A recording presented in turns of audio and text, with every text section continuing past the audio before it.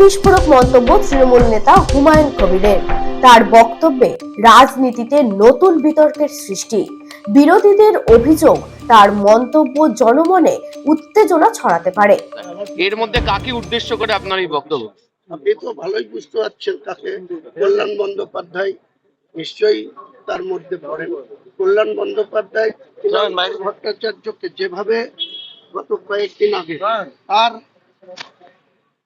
তাকে নিয়ে প্রশ্ন করেছে যে কার হাত আছে, কার মদত আছে তৃণাঙ্কুর ভট্টাচার্যের উপরে, তো সেটাও ক্লিয়ার হওয়ার দরকার। তো কারণ তিনি সেটা বলে কেন পার পাবে, তিনাকে কেন শোকজের আওতায় আসবে না? আমি ডিসিপ্লিনারি কমিটির কাছে এই প্রশ্নই তো রাখছি।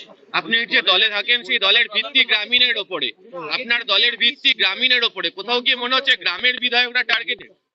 গ্রামের বিধায়করা অনেক ক্ষেত্রে অবহেলিত। আমি একটু বলবো, মুর্শিদাবাদ জেলায় আমরা দেখতে পাচ্ছি যে একটা জিনিস দেখুন না, উত্তর দিনাজপুর, দক্ষিণ দিনাজপুর, মালদা, তাদের বিধায়ক সংখ্যা কোথাও 12, তৃণমূলের 8, 4 বিজেপি, সেখানে 2 জন মন্ত্রী।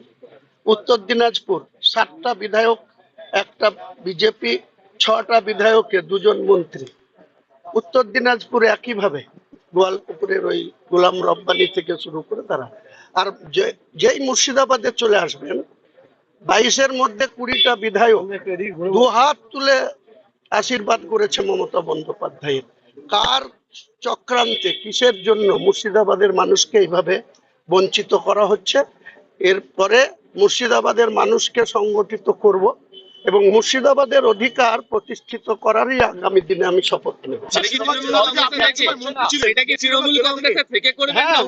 অবশ্যই তৃণমূল কংগ্রেস থেকে, এবং আমাদের আগামী দিনের যে নাম্বার 2 আমাদের নেত্রী যাকে রেখেছে, তাকে আগামী দিনে আমরা মুর্শিদাবাদের মানুষের জনমতের কি চাহিদা সেটা আগামী দিনে অল ইন্ডিয়া তৃণমূল কংগ্রেসের জেনারেল সেক্রেটারি সাংসদ অভিষেক বন্দ্যোপাধ্যায়ের দৃষ্টিতে।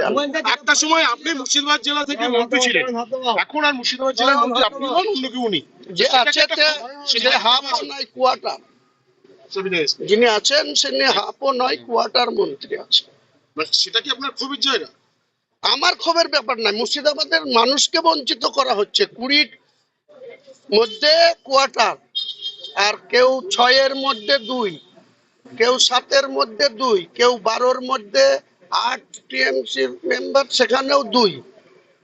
তাহলে এই দ্বিচাচারিতা কেন হচ্ছে মুর্শিদাবাদের মানুষের সঙ্গে? আগামী দিনে মুর্শিদাবাদের মানুষকে নিয়ে তৃণমূলেই থাকবো, তৃণমূলেরই সর্বোচ্চ নেত্রীর কাছে এই ডিমান্ড করব এবং নাম্বার 2কে ডিমান্ড করব।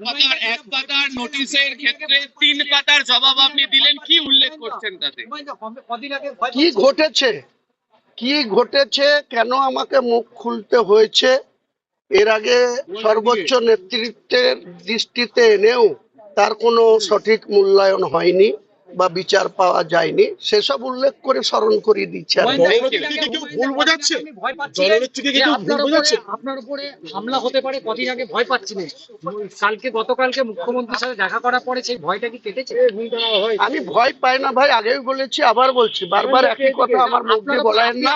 আমি ঈশ্বরে বিশ্বাসী, আল্লাহ বিশ্বাসী। আক্রান্ত হতে পারেন, এই একটা সেটা দেখা যাবে যখন আক্রান্ত হব।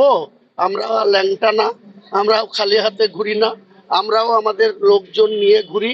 আমাদেরকে অ্যাটাক করতে গেলে সে বেঁচে ফিরবে কিনা সেটা তাকে ভাবতে হবে। দলের দিক থেকে কেউ ভুল বোঝাচ্ছে না, আমি এসব ব্যাপার নিয়ে কিছু বলবো না।